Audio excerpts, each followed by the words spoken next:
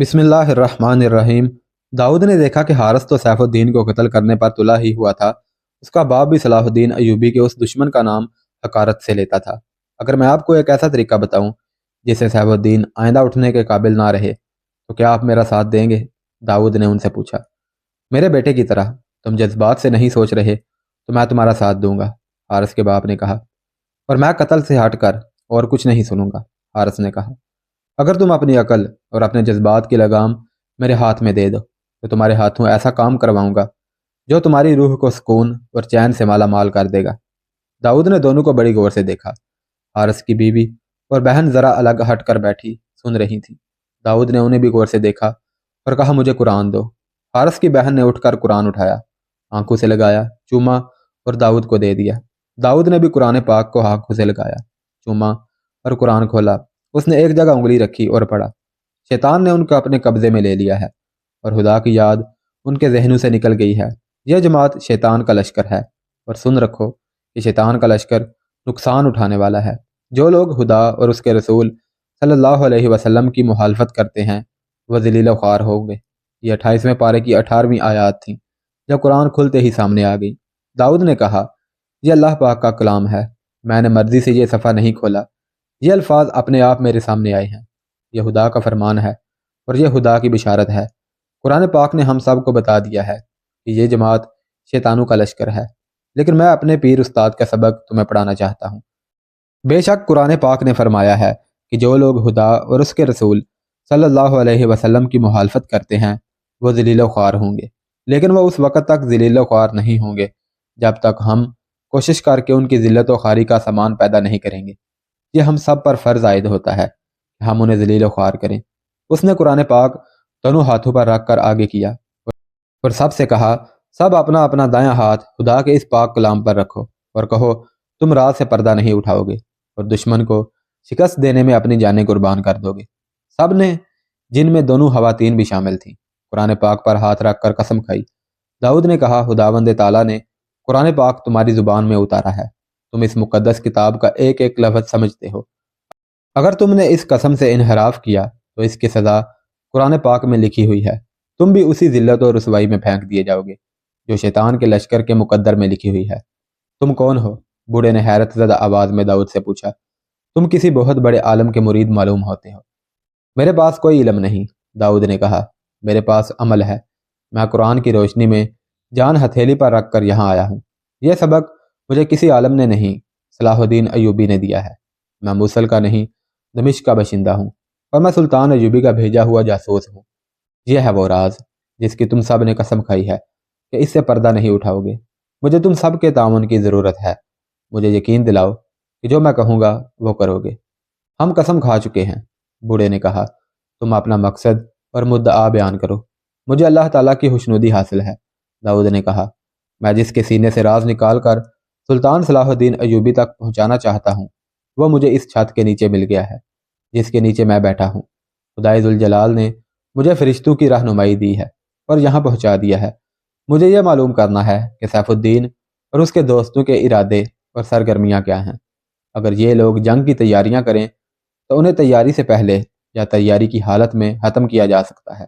उनके इरादे कबल अज़ वक्त मालूम करना ज़रूरी हैं। हो सकता है कि सुल्तान सलाहुद्दीन अयूबी तैयार ना हो और ये लोग अचानक हमला कर दें। आप जानते हैं कि उसका नतीजा क्या होगा। क्या मुझे इजाज़त होगी कि अपनी फ़ौजों को धोखे में मुसलमानों के खिलाफ लड़ाने वालों को कत्ल कर दूं? हारिस ने पूछा। यह मैं बताऊंगा, दाऊद ने जवाब दिया। बाद हालात में कत्ल ना करना फ़ायदा मंद होता है। तुम्हें हर कदम ठंडे मिजाज से उठाना होगा। हमें सैफुद्दीन पर नज़र रखनी है और उसका ताक़ुब करना है। जिस तरह ये यहाँ आकर छुप गया है उसी तरह मैं और हारिस छुपे रहेंगे और देखते रहेंगे कि ये क्या करता है। सैफुद्दीन उसी मकान के एक कमरे में गहरी नींद सोया रहा। सुबह तुलू हुई। बूढ़े ने झांक कर देखा, वो सोया हुआ था। सूरज खासा ऊपर आ गया था जब उसकी आंख खुली। हारिस की बहन और बीवी ने उसके आगे नाश्ता रखा। उसने हारिस की बहन को गौर से देखा और कहा, तुम हमारी जो खिदमत कर रही हो उसका हम इतना सिला देंगे जो तुम्हारे तसव्वुर में भी नहीं आ सकता। हम तुम्हें अपने महल में रखेंगे। अगर हम आपको इसी झोंपड़े में रखें तो क्या आप खुश नहीं रहेंगे? लड़की ने हंस कर पूछा। हम तो सहरा में भी रह सकते हैं, सैफुद्दीन ने कहा, लेकिन तुम پھولوں کے ساتھ سجا کر رکھنے والی چیز ہو۔ کیا آپ کو یقین ہے کہ آپ کے نصیب میں محل میں دوبارہ جانا لکھا ہے؟ لڑکی نے پوچھا۔ ایسی بات تم نے کیوں کہی ہے؟ آپ کی حالت دیکھ کر، لڑکی نے کہا۔ بادشاہ کا جھونپڑے میں چھپنا یہ ظاہر کرتا ہے کہ اس کی سلطنت چھن گئی ہے اور اس کی فوج ساتھ چھوڑ گئی ہے۔ فوج نے میرا ساتھ نہیں چھوڑا، سیف الدین نے کہا۔ میں ذرا آرام کے لیے یہاں رک گیا ہوں۔ محل صرف میرے نصیب میں نہیں، تمہارے نصیب میں بھی لکھا گیا ہے۔ کیا تم میرے ساتھ چلنا پسند کرو گی؟ حارث کی بیوی کمرے سے نکل گئی تھی۔ بہن سیف الدین کے پاس بیٹھ گئی اور کہنے لگی، اگر میں آپ کی جگہ ہوتی تو صلاح الدین ایوبی کو شکست دیے بغیر محل کا نام نہ لیتی۔ اگر آپ نے مجھے پسند کیا ہے تو میں آپ کو بتا دیتی ہوں کہ مجھے آپ کا بھاگنا اور چھپنا بالکل پسند نہیں۔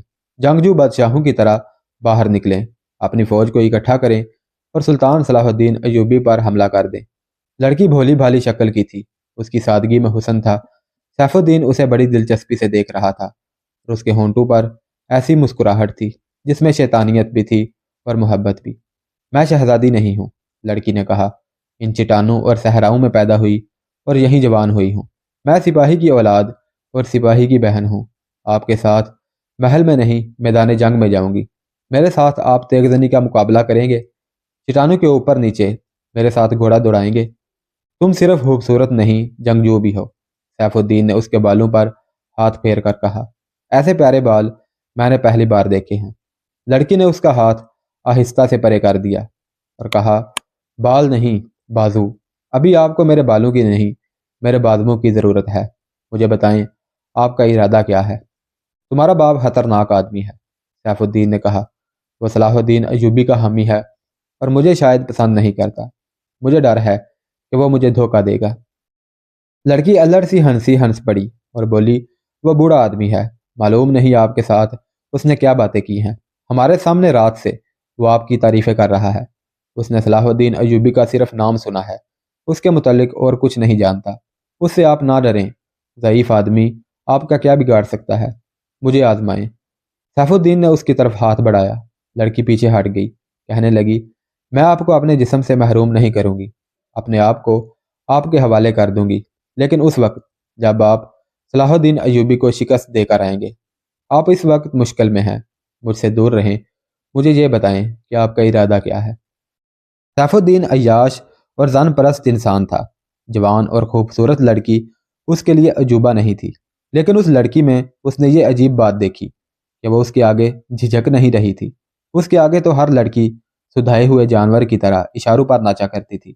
اس لڑکی نے اس پر ایسا وار کیا کہ اس کی غیرت بھڑک اٹھی۔ سنو لڑکی، اس نے کہا، تم نے میری مردانگی کا امتحان لینا چاہا ہے۔ میں اب اس وقت تمہارے جسم کو ہاتھ لگاؤں گا جس وقت میرے ہاتھ میں صلاح الدین ایوبی کی تلوار ہوگی، اور میں اسی کے گھوڑے پر سوار ہوں گا۔ مجھ سے وعدہ کرو کہ تم میرے پاس آ جاؤ گی، مجھے اپنے ساتھ میدان جنگ میں لے چلیں، لڑکی نے کہا۔ نہیں، سیف الدین نے کہا، مجھے ابھی فوج تیار کرنی ہے۔ میں نے ایک آدمی کو موصل بھیج دیا ہے، میں نے انہیں کہلا بھیجا ہے کہ فوجیں اکٹھی کرو اور فوراً صلاح الدین ایوبی پر حملہ کر دو تاکہ وہ ہمارے شہروں کا محاصرہ کرنے آگے نہ آ سکے۔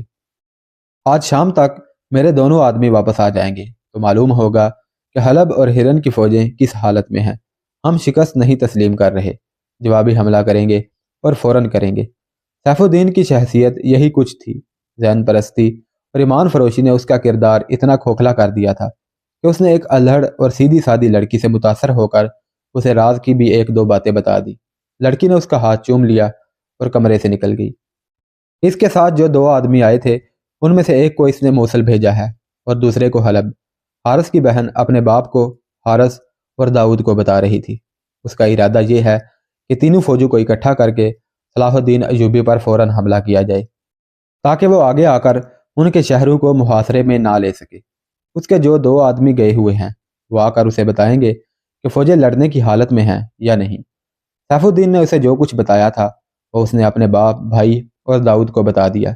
یہ لڑکی جس کا نام فوزی تھا کوئی ایسی چالاک اور ہوشیار لڑکی نہیں تھی، اسے خدا نے ذہانت اور جذبہ عطا کیا تھا۔ داؤد نے اسے بتایا کہ وہ سیف الدین کے دل سے راز نکالے۔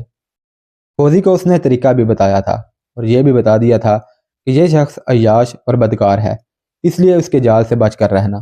فوزی نے یہ کام خوش اسلوبی سے کر لیا۔ اس نے سیف الدین سے جو باتیں کہلوا لی تھیں ان سے داؤد کو یہ پتہ چل گیا تھا کہ سیف الدین کا پیچھا کرنا ضروری ہے۔ آدھی رات سے کچھ دیر پہلے بوڑھے کی آنکھ کھل گئی۔ اس نے دروازے پر دستک سنی اور گھوڑے کو ہنہناتے بھی سنا۔ اس نے دروازہ کھولا۔ باہر سیف الدین کا نائب سالار کھڑا تھا۔ بوڑھا اس کا گھوڑا دوسری طرف سے لے گیا اور نائب سالار اندر چلا گیا۔ بوڑھے نے جا کر نائب سالار سے کھانے کا متعلق پوچھا۔ اس نے انکار کر دیا۔ بوڑھے سے غلاموں کی طرح اس نے سلوک کیا۔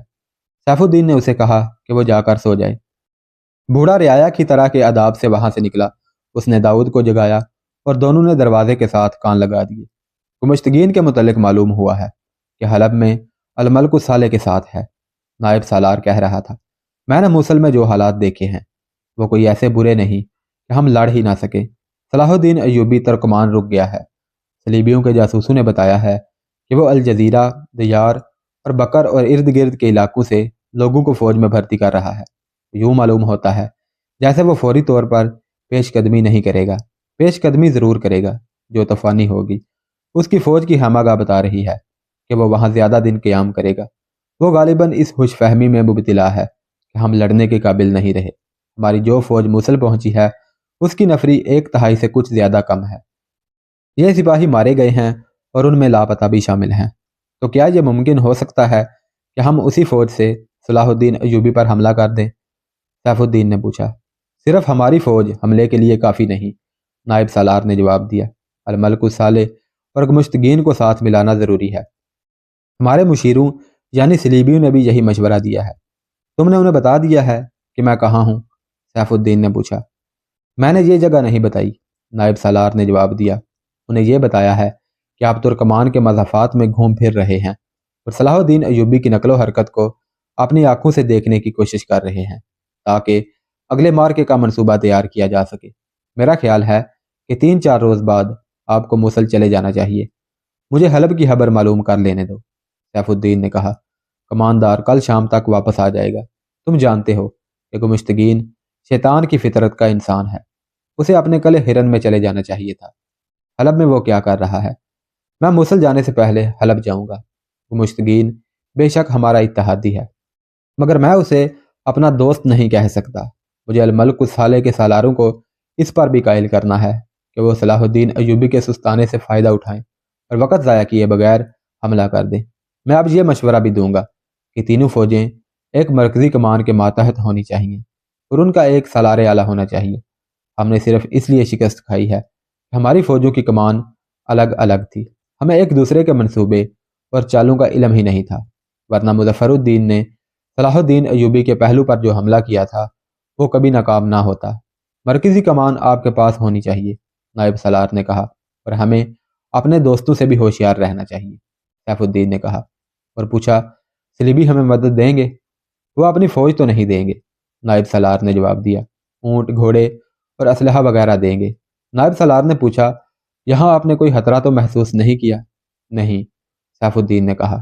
بوڑھا قابل اعتماد معلوم ہوتا ہے۔ اس کی بیٹی جال میں آ گئی ہے، لیکن جذباتی اور جوشیلی ہے۔ کہتی ہے، پہلے صلاح الدین ایوبی کو شکست دو، اس کی تلوار لاؤ، اس کے گھوڑے پر سوار ہو کر آؤ اور میں تمہارے ساتھ چلوں گی۔ نائب سالار نے کہا لگایا۔ حارث، اس کا باپ اور داؤد دروازے کے ساتھ کان لگائے سن رہے تھے۔ سیف الدین اور اس کے نائب سالار کے فرشتوں کو بھی معلوم نہ تھا کہ اس گھر میں صرف ایک بوڑھا اور 2 لڑکیاں ہی نہیں، 2 جوان مجاہد بھی ہیں جو کسی بھی موزوں موقع پر اسے قتل کر دیں گے۔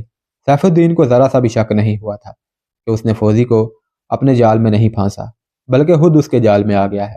داؤد اور حارث اندر رہے۔ سیف الدین اور اس کا نائب سالار ڈیوڑی کے ساتھ والے کمرے میں بند رہے۔ دن کے دوران فوزی 3-4 بار اس کمرے میں گئی۔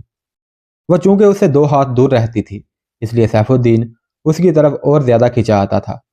فوزی سے اس نے کہا، تمہارا بھائی میری فوج میں سپاہی ہے، میں اسے جیش کا کماندار بنا دوں گا۔ ہمیں تو یہ بھی معلوم نہیں کہ وہ زندہ بھی ہے یا نہیں، فوزی نے کہا۔ اگر وہ زندہ نہ ہوا تو ہم بے آسرا ہو جائیں گے۔ اس صورت میں تمہارے باپ کو اور تمہارے بھائی کی بیوی کو بھی اپنے ساتھ لے جاؤں گا، سیف الدین نے کہا۔ فوزی کا باپ بھی سیف الدین کے پاس جاتا رہا۔ اس نے عملی طور پر سیف الدین کو یقین دلا دیا کہ وہ اس کا وفادار ہے۔ رات کو پھر دروازے پر دستک ہوئی۔ بوڑھے نے دروازہ کھولا۔ باہر سیف الدین کا وہ کماندار کھڑا تھا جسے اس نے حلب روانہ کیا تھا۔ बूढ़े ने उसे सैफुद्दीन के कमरे में भेज दिया और उसका घोड़ा दूसरे घोड़ों के साथ बांध कर कमानदार से खाने के मुतल्लिक पूछने गया। कमानदार बहुत तेज आया था, कहीं रुका नहीं था, इसलिए रास्ते में कुछ खा नहीं सका था। बूढ़ा अंदर खाना लेने के लिए गया तो फौजी ने कहा कि वो खाना लेकर जाएगी और बातें सुनेगी। वो खाना लेकर गई तो कमानदार बोलते बोलते चुप हो गया। सैफुद्दीन ने कहा, तुम बात करो, ये अपनी बच्ची है। फौजी कमानदार के आगे खाना रखकर सैफुद्दीन के करीब बैठ गई। ये पहला मौका था कि वो उसके इतने करीब बैठी थी। सैफुद्दीन ने उसका हाथ अपने हाथ में ले लिया। फौजी ने हाथ छुड़ाया नहीं, वरना सलीबियों का ये दोस्त हाथ से निकल जाता। हलब की फौज का जज्बा काबिल तारीफ है। कमानदार ने बात शुरू की। फौजी ने सैफुद्दीन की उंगली में पड़ी हुई अंगूठी को उंगलियों से मसलना और उसके हीरे को बच्चों के से इश्तियाक से देखना शुरू कर दिया, जैसे उसे कमानदार की बातों के साथ कोई दिलचस्पी ना हो, लेकिन उसके कान उसी तरफ लगे हुए थे। कमानदार कह रहा था, अल-मल्क साले ने सलाहुद्दीन अय्यूबी को सुलह का पैगाम भेजा है। सुलह का पैगाम? सैफुद्दीन ने बिदक कर पूछा। जी हाँ, सुलह का पैगाम, कमानदार ने कहा। लेकिन मुझे पता चला है कि उसने सलाहुद्दीन अय्यूबी को धोखा दिया है। उसके सलीबी दोस्त उसकी फौज के सामान का नुकसान पूरा कर रहे हैं और उसे उकसा रहे हैं कि वो मूसल और हिरन की फौजों को मुश्तरका कमान मिलाकर सलाहुद्दीन अय्यूबी पर फौरन हमला करे।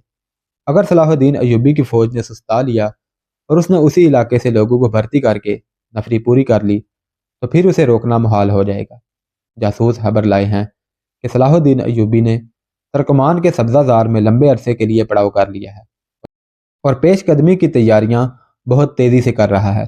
अल-मल्क साले के सालार भी यही कहते हैं कि तुर्कमान के मुकाम पर सलाहुद्दीन अय्यूबी पर फौरी हमला होना चाहिए। मैंने हलब की फौज के एक सलीबी मुशीर के साथ बात करने का मौका पैदा कर लिया था। मैंने अनजान बांधकर उसे कहा कि हम फौरी हमले के काबिल नहीं। उसने कहा कि यह तुम्हारी बहुत बड़ी जंगी लग्जिश होगी। सलाहुद्दीन अय्यूबी पर हमले का मकसद ये नहीं होगा कि उसे शिकस्त दी जाए, मकसद ये होगा कि उसे तैयारी की मोहलत ना दी जाए। उसे तुर्कमान के इलाके में परेशान रखा जाए और ऐसी लड़ाई लड़ी जाए जो तवील हो, जंग ना हो, मार के लड़े जाएं। ये मार के सलाहुद्दीन अय्यूबी के अंदाज के ही हों, यानी ज़रब लगाओ और भागो, शब खून मारो और कोशिश करो कि तुर्कमान के सब्जाजार से, जहाँ पानी की भी बहुतात है, सलाहुद्दीन अय्यूबी को पीछे हटा दिया जाए ताकि उसकी फौज को चारा और पानी ना मिल सके। बहुत अच्छी तरकीब है, सैफुद्दीन ने कहा। ऐसी जंग मेरा शेर सालार मुजफ्फरुद्दीन लड़ सकता है। वह बहुत अरसा सलाहुद्दीन अय्यूबी के साथ रहा है। मैं कोशिश करूंगा कि तीनों फौजों की मुश्तरका कमान मुझे मिल जाए।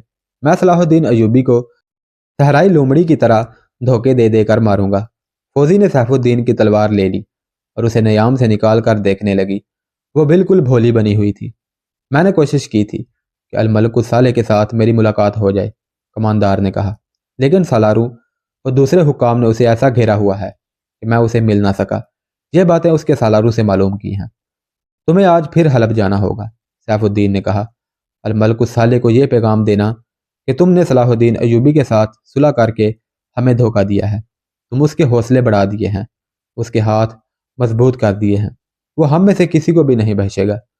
तुम अभी बहुत छोटे हो, घबरा गए हो, या तुम्हारे सालारू ने लड़ाई से बचने के लिए तुम्हें मशवरा दिया है। सैफुद्दीन ने उस मौजू का तवील पैगाम दिया और कमानदार से कहा, तुम्हें शहर की तारीकी में निकल जाना चाहिए। दिन के वक्त तुम्हें इस गांव में कोई ना देखे। ये था वो पैगाम जिसका जिक्र तारीख में आया है। कमानदार कुछ देर आराम करके हलब को रवाना हो गया। फौजी ने जो कुछ सुना था वो दाऊद को बता दिया। यह मालूमात भी काम की थी। हारस और उसका बाप गहरी नींद सो गए। दाऊद किसी काम से बाहर निकला। फौजी भी दबे पांव निकल आई। दाऊद अपने घोड़े के पास जा रुका। फौजी भी वहीं चली गई। मुझे इससे कोई बड़ा काम बताओ, फौजी ने कहा। मैं तुम्हारे लिए जान भी दे सकती हूँ। मेरे लिए नहीं, अपनी कौम के लिए और अपने मजहब के लिए जान देना, दाऊद ने कहा। तुम जो काम कर रही हो वह बहुत बड़ा है। हम जो जासूस हैं इसी काम में अपनी जानें कुर्बान कर दिया करते हैं। यह काम मेरा था जो मैं तुमसे करा रहा हूँ। मैंने तुम्हें खतरे में डाल दिया है। खतरा कैसा? तुम इतनी चालाक लड़की नहीं हो फौजी, दाऊद ने कहा। सैफुद्दीन बादशाह है, वो इस झोंपड़े में भी बादशाह है। तो क्या बादशाह मुझे खा जाएगा? फौजी ने कहा। मैं चालाक तो नहीं, सीधी सादी भी नहीं हूँ। तुमने बादशाही की चमक देखी तो तुम्हारी आंखें बंद हो जाएंगी, दाऊद ने कहा। ان لوگوں نے اسی چمک سے اندھا ہو کر ایمان بیچا ہے اور اسلام کی جڑیں کاٹ رہے ہیں۔ میں ڈرتا ہوں کہ کہیں تم بھی اس جال میں نہ آ جاؤ۔ تم کہاں کے رہنے والے ہو؟ میں کہیں کا بھی رہنے والا نہیں، داؤد نے جواب دیا۔ میں جاسوس اور چھاپا مار ہوں۔ جہاں دشمن کے ہاتھ چڑھ گیا وہیں مارا جاؤں گا، اور جہاں بھی مارا جاؤں گا وہی میرا وطن ہوگا۔ شہید کا لہو جس زمین پر گرتا ہے وہ زمین سلطنت اسلامیہ کی ہو جاتی ہے۔ اس زمین کو کفر سے پاک کرنا ہر مسلمان کا فرض بن جاتا ہے، اور ہماری ماؤں اور بہنوں نے ہمیں جوان کیا اور خدا کے حوالے کر دیا ہے۔ انہوں نے دلوں پر پتھر رکھ لیے ہیں اور اس خواہش سے دستبردار ہو گئی ہیں کہ ہم انہیں کبھی ملیں گے۔ تمہارے دل میں اپنے گھر جانے کی، اپنی ماں کو دیکھنے کی، بہن سے ملنے کی خواہش تو ہوگی، فیضی نے جذباتی لہجے میں کہا۔ انسان خواہشوں کا غلام ہو جائے تو فرض دھرے رہ جاتے ہیں، داؤد نے کہا۔ جان سے پہلے جذبات قربان کرنے پڑتے ہیں، تمہیں بھی یہ قربانی دینی ہوگی۔ فوزی اس کے قریب ہو گئی اور بولی، مجھے اپنے ساتھ رکھ سکتے ہو؟ نہیں، داؤد نے کہا۔ کچھ دن میرے پاس رہ سکتے ہو؟ فوزی نے پوچھا۔ میرے فرض نے ضرورت سمجھی تو رہوں گا، داؤد نے کہا۔ مجھے اپنے پاس رکھ کر کیا کرو گی؟ تم مجھے اچھے لگتے ہو نا، فوزی نے کہا۔ تم جب سے آئے ہو تمہاری باتیں سن رہی ہوں، ایسی باتیں میں نے کبھی نہیں سنی تھی۔ میرے دل میں آتی ہے کہ تمہارے ساتھ رہوں، اور مجھے زنجیر نہ ڈالو فوزی، داؤد نے کہا۔ اپنے آپ کو بھی جذبات کی زنجیر سے آزاد رکھو۔ ہمارے سامنے بڑے کٹھن راستے ہیں، ایک دوسرے کا ہاتھ ضرور تھامیں گے، اکٹھے چلیں گے، مگر ایک دوسرے کے قیدی نہیں بنیں گے۔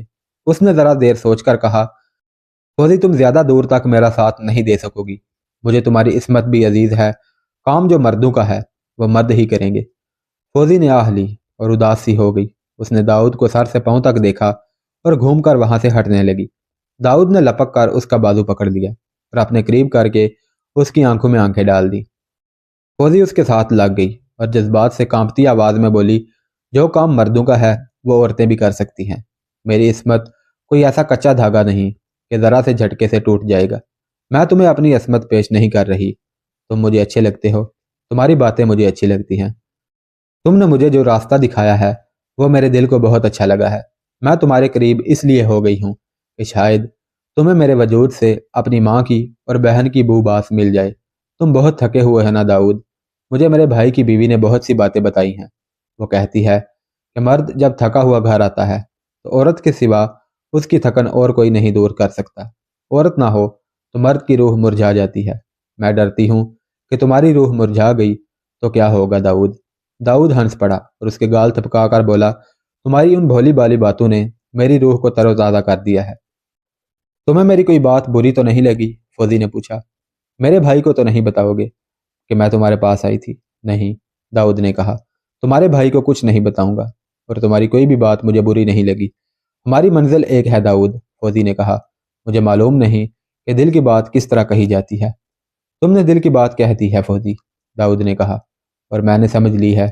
تم نے ٹھیک کہا ہے کہ ہماری منزل ایک ہے، مگر یہ نہ بھولنا کہ راستے میں خون کی ندی بھی ہے جس پر کوئی پل نہیں۔ اگر تم ہمیشہ کے لیے میری ہو جانا چاہتی ہو تو ہمارا نکاح لہو کی تحریر ہوگی، پھر ہماری لاشیں ایک دوسرے سے دور بھی ہوئیں تو ہم اکٹھے ہو جائیں گے۔ راہ حق کے مسافروں کی شادیاں آسمانوں میں ہوتی ہیں اور باراتیں کہکشاں کے راستے میں جایا کرتی ہیں۔ ان کی خوشی میں سارا آسمان ستاروں کا چراغاں کیا کرتا ہے۔ فوزی جب وہاں سے چلی تو اس کے ہونٹوں پر مسکراہٹ تھی۔ اس مسکراہٹ میں مسرت کا تاثر کم اور ایسا تاثر زیادہ تھا جس میں عزم تھا اور کچھ کر گزرنے کا ارادہ۔